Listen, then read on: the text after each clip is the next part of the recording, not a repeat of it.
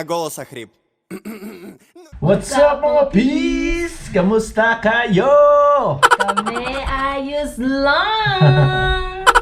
So, sana ayos lang kayo dyan lahat mga peace. Kung bago ka sa channel namin mga peace, huwag mong kalimutang mag-subscribe, like, and comment. And kung di mo kami kilala, malamang di mo nga kami kilala, no?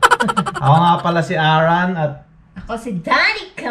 at naka-base kami dito sa Montreal, Quebec, Canada. Mga Pinoy sa Canada, mga peace. And yung mga ginagawa naming content is like mga life, travel, and adventure. And kung ano-anong mga kalokohan, mga peace, no? Diba? Yeah. At namumulot ka ng ano dyan, ng halaman. Sa mga hindi nakakilala, Hello po. ayan. Hello sa inyong lahat. And sa ngayon, wala kaming adventure, wala kaming lakad ngayong araw na to. So naisipan naming gumawa ng reaction about sa content wars nitong nila Kong TV at buong Team Payaman. And sa mga hindi nakakaalam ulit, matagal na akong chicken feet gang. Isa akong fan ni Kong TV simula pa nung ano pa siya, hindi pa siya masyadong sikat. Yung ano pa lang ginagawa niya noon, mga 10 utos, mga ganyan pa lang. Hanggang ngayon, pinapanood ko pa rin yan. Shoutout sa'yo Kong TV, idol, at sa buong Team Payaman, Roger Rocker, yan. At RIP nga pala kay Emma Nimedes, no? Sobrang Kakalungkot mga peeps. nakakalungkot dahil isang Legend YouTuber. at saka sobrang galing mag-edit niya ni Eman. Yan, isa rin akong fan niya ni Eman. Pinapanood ko yan silang tatlo kasi yan sila yung mga original na Team Payaman. Si Eman, si Roger Rocker, Juni Boy. si Juni Boy, tsaka si Kong TV. So, gagawa kami ngayon ng reaction about sa ginawa nilang Korean. dahil inaalay nila ito kay Eman. Ang opa ng Pinas. Yes. Ang And bansang opa pala. sa pagkakaalam ko, yung kikitain ng short film na to is mapupunta kay Daddy Louie Sa family sa ni family Eman. ni Eman. So, yun, napakaganda, napakagaling good cause. talaga ni Kong TV mag-isip ng mga no? Kaya idol ko yan matalino yan Diba? So, yun na nga. Without further ado, panoorin natin kung ano yung ginawa nila. Ito pala, ang nag-direct nitong short film na to si Roger Rocker, pero nakita ko sa description nila, kasama nila si Titus C. Si Titus C pala yung lagi nagde-direct sa mga XB, yung mga music video nila, no? So, talaga namang magaling. Right? So, tingnan natin, panoorin natin kung ano yung ginawa nilang Korean short film.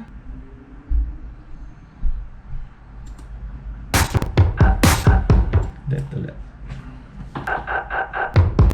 Up! So, balik natin. May nabasa ako Use earphones. Use earphones or steer speakers for better listening experience. So, mag-earphones tayo mga peace, no? Nasaan na ba earphones ko dito? Ito na lang. Kasi pag ito, hindi naman niya malalagay sa at least ito, dalawa kami. Okay, play it.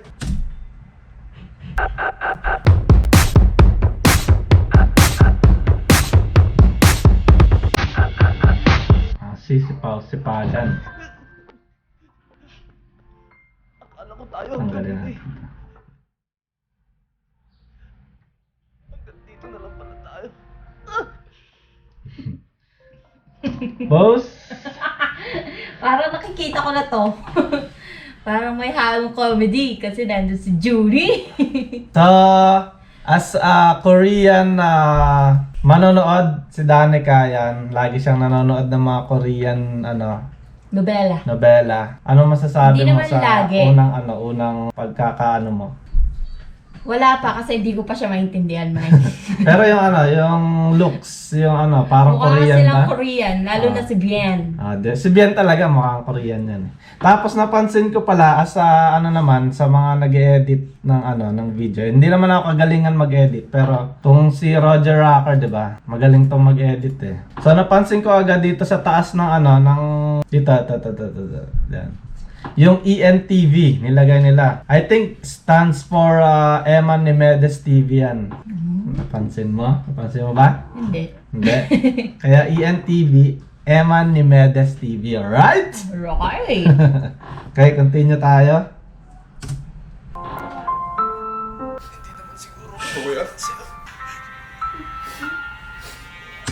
Up.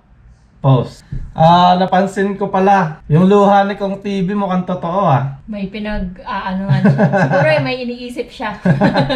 Tinan mo kasi kitang-kita mo naman, Sa mata galing niya. sa mata niya parang ano Totoo yan. Mukhang totoo, ayan. So, let's go!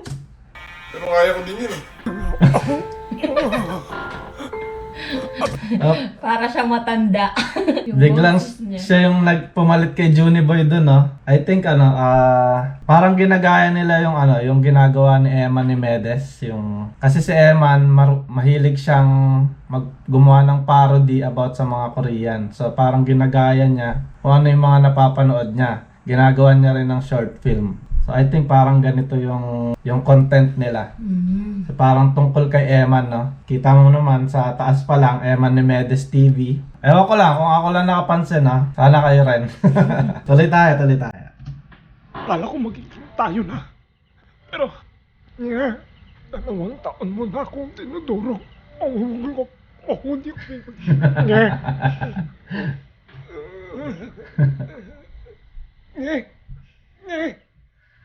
Nga. Puro na lang ngayong naririnig ko sa 1-2 taon. Ano? Ha? yung kita pa nga, parang hindi nga taga kami eh. Mukhang singgit na. Ganyan, as a editor, galing ng mga parang movie na talaga yung yung style. Ang ganda ng mga kulay. Play! Yan! Kaya na nga dyan, kaya ko din yan eh.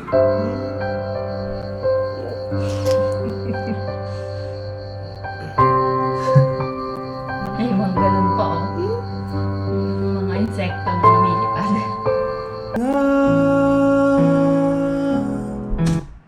Yan, yung background music, Korean yan.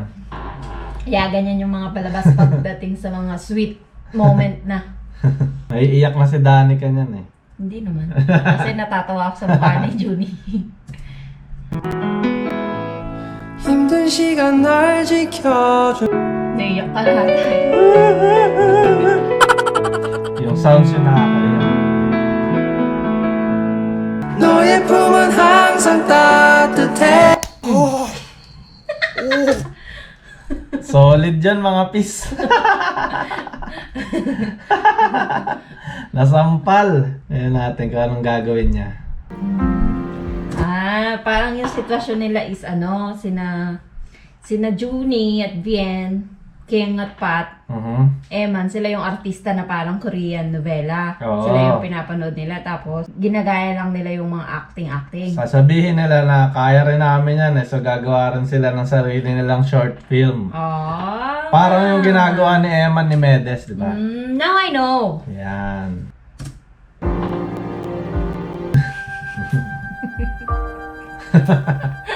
Zoom na zoom ah.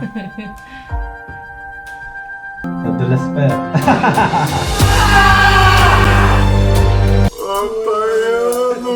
Dulas ka pumutang ina mo. Yun. Parang net 4, pero madami sila.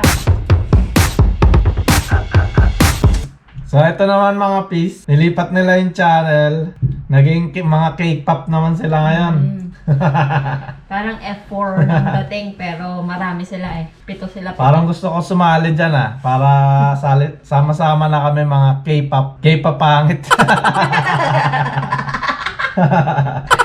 Gagatsay si Kong.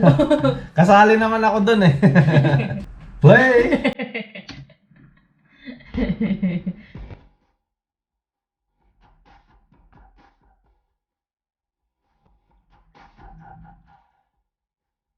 Yup. May napansin ka? Sige na nga nila. Wala. Kung napansin nyo, sabay-sabay silang tumingin sa taas. Parang, di ba? Yeah. Parang nagsasabi na, Eman, para sa'yo to. Di ba? Parang ganun. Parang, Eman, Pansin mo yan? Yeah. Hala, napansin nyo din. Dahil napapansin mga pis. Oo, parang ano kasi, yung short film na to, maraming meaning. Right? Play ulit tayo.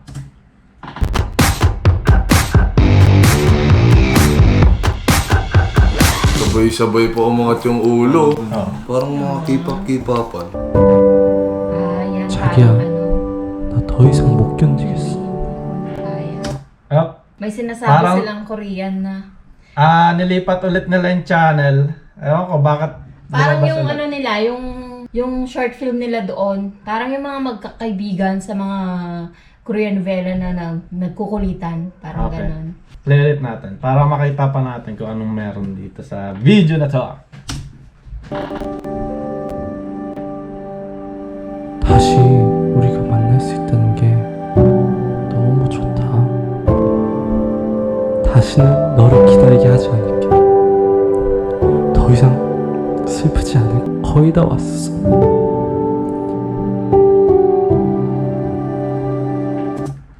May napansin ulit ako mga pis. Napansin ko din. Nakikita nyo ba yung mga subtitle sa baba? Parang kanta siya lyrics siya ng kanta Anong kanta yan? Hindi ka na maghihintay, Barbie, pauwi na. Yung kanta ng kanta ni Skastakli. Pauwi na ako, baby. Pauwi na ako. Ayan panoorin natin ulit. 자기야. Ayan baby, pauwi na ako. Ano na? Ano ba? Oh! Eto naman. Sa simula pa lang, ano ba? Alam nyo na yun, mga pis. Alam nyo na yan, sa mga chicken fit gang dyan. Kanta yan ni Kong TV, yung Baliw. I think, tinan mo. Tinan natin. Continue. 그들이 널 망설이게 하는 걸 Huwag kang 내버려두지 마. papigil. Sabi na 의구심을 가지지 마.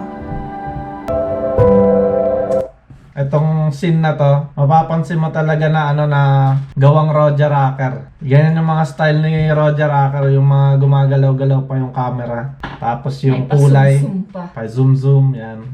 Style yan ni Roger Acker, mga piece plate. 너가 찾고 있는 게 뭐니? Up! Tigil na tayo. Parang alam ko yung kamay na yun. Kilala ko yun. Hindi na namin bubuin yung yung short film na to kasi kung gusto nyong mapanood, panoorin nyo sa channel ni Kong TV. Pero ito lang masasabi namin, ang galing ng pagkakagawa, ang galing ng pagkaka-edit at parang yung mensahe ng movie nung short film, maganda rin, parang yung Eman ni Mede style talaga. Yung una nga, hindi ko siya maintindihan mga piece. Tapos ngayon ko lang siya na yung palang kay Eman yung ginagawa nila. Yung mga parody ni Eman na ginagawa sa vlog nila. So yun, parang yung message nung short film is para lang kay Eman lahat. Yung gano'n yung magaling siya. Yung sabi nga ni Kong, walang ibang makakagawa nun kundi si Eman lang. Yung sa mga parody na yun. Hindi, yung sa kanya lang kasi, yung sa pananaw niya bilang panonood siya ng Korean novela. Tsaka yung costume nila mga piece. Kung napansin nyo, di ba? Mga naka long sleeve, naka winter jacket, ang init-init sa Pinas. Naka turtleneck. Ganyan talaga yung mga damitan natin dyan. So yung Skyline pala na title, marami ding meaning yan, no? Bakit nga ba Skyline? I think para sa amin, dahil nga para din kay Eman, Kasi from the word sky, narating nasa langit na siya. Narating or na ni Eman yung skyline niya. Pero sa amin, yun lang yung masasabi namin, no? Mga piece. Yeah, pero napakaganda, napakagaling, mga timpayaman, malupet. Lagi naman eh. And sana more videos about sa mga short film, no? Dahil maganda. So, yun lang mga piece. Dito na namin tatapusin tong video namin, no? And shout out pala sa lahat ng mga OFW natin dyan, sa lahat ng mga frontliners natin dyan na lumalaban dyan sa Pilipinas at sa buong mundo, sa mga Pilipino. Shout out sa inyong lahat. And mag-iingat kayo palagi. God bless. Stay safe. And ano pa masasabi mo? Yun nga, ingat po. Sumunod lang sa protocol lagi. So that's about it mga peace. Huwag niyong kalimutan mag-like, comment, and subscribe mga peace. No hate, just love, and spread the good vibes mga peace. Let's go! Wag. Right? Peace out!